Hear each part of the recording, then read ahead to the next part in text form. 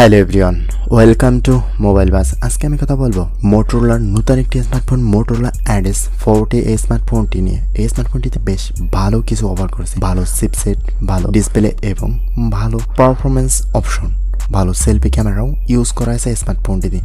প্রথমে যদি এই স্মার্টফোনটির ডিজাইন এবং বিল কোয়ালিটি নিয়ে কথা বলি তাহলে শক্তপোক্ত এবং ডুয়াল টোনের ক্যামেরা সহ এসেছে এই স্মার্টফোনটি। ডট নচ ডিসপ্লে এবং বেজেললেস ডিসপ্লে হওয়াতে বেশ সুন্দর লাগছে এই স্মার্টফোনটি। এই স্মার্টফোনটি ওয়েট থাকছে 167 গ্রাম এবং থিকনেস 7.6 মিলিমিটার। বেশ লাইট ওয়েট এবং স্লিম একটি স্মার্টফোন। এই স্মার্টফোনটি বেশ কিছু কালারে পাওয়া যাবে, নেবুলা গ্রিন, লুনার ব্লু এবং ইকুলিপিস ব্ল্যাক সহ ভাইবা ম্যাগনেটে এই কয়েকটি কালারে। নেবুলা গ্রিন কালারটি বেশ অসাধারণ থাকছে স্মার্টফোনটির। এই স্মার্টফোনটিতে ওয়াটার রেজিস্ট্যান্ট হিসেবে থাকছে IP68।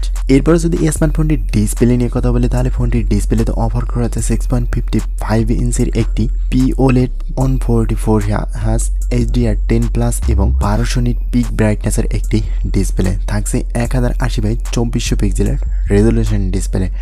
থাকছে 402 ppi ডেন্সিটি। ওভারঅল যদি ফোনটির ডিসপ্লে নিয়ে কথা বলি, বেশ সুন্দর ডিসপ্লে ইউজ করা হয়েছে স্মার্টফোনটিতে।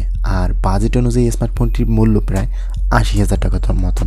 তো 80,000 টাকা বাজেটে এই স্মার্টফোনটিতে এরকমের ডিসপ্লে পারফরমেন্স পাওয়াটা পসিবলই থাকছে, কারণ এই বাজেটে এর থেকে আরও ভালো কিছু পাওয়া সম্ভব। এরপরে আসি স্মার্টফোনটি ক্যামেরা সেকশনে। ফোনটিতে ইউজ করা হয়েছে 50 মেগাপিক্সেলের মেইন ক্যামেরার সাথে দেওয়া হয়েছে একটি 30 মেগাপিক্সেলের একটি আলট্রা ওয়াইড লেন্স। ফোনটির ব্যাক ক্যামেরা দিয়ে ভিডিও রেকর্ড করা যাবে 4K/30 fps রেজলিউশনে। থাকছে EIS এর সুবিধা। ফোনটির ফ্রন্ট ফেসিংয়ে ইউজ করা হয়েছে 32 মেগাপিক্সেলের সেলফি শুটার। এখানে 4K রেজলিউশনের ভিডিও রেকর্ডের সুযোগ থাকলেও থাকছে না EIS এর সুবিধা।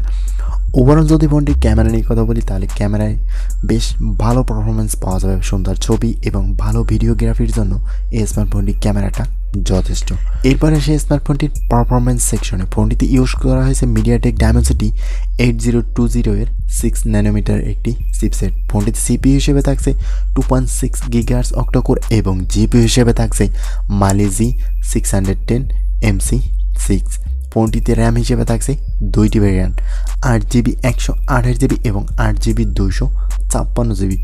তো এইরকম বাজেটে 80,000 টাকা বাজেটের এই স্মার্টফোনটিতে র্যামের দিক থেকে আমার কাছে অনেকটাই কম মনে হয়েছে। র্যাম এবং রোমের দিক থেকে দুইটি দিক থেকেই আমার কাছে কম মনে হয়েছে। চিপসেটটাও আরও বেটার চিপসেট হওয়া উচিত ছিল।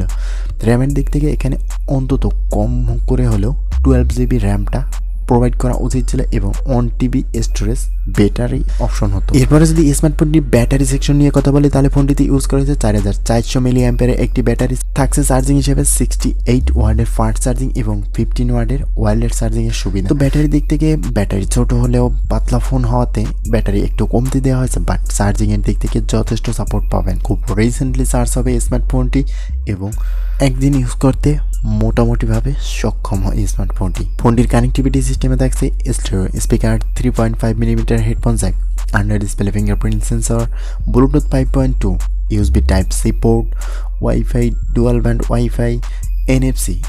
ওভারঅল এই স্মার্টফোনটি নিয়ে যদি কথা বলি 80,000 টাকায় এই স্মার্টফোনটি অতিরিক্ত মূল্য আমার কাছে মনে হয়। এই স্মার্টফোনটি কনফিগারেশন এবং এর ডিজাইন সম্পর্কে যদি কথা বলি এই স্মার্টফোনটির মূল্য 45 থেকে 50,000 টাকার মধ্যে হলো বেস্ট একটি ফিগার হতো এই স্মার্টফোনটির জন্য। তো আপনার কাছে কেমন হতে পারে এই স্মার্টফোনটি এই বাজেটে অবশ্যই কমেন্ট করে জানাবেন। আজকের ভিডিওটি এই পর্যন্তই, কথা হবে নেক্সট কোনো ভিডিওতে। ততক্ষণ ভালো থাকবেন, সুস্থ থাকবেন।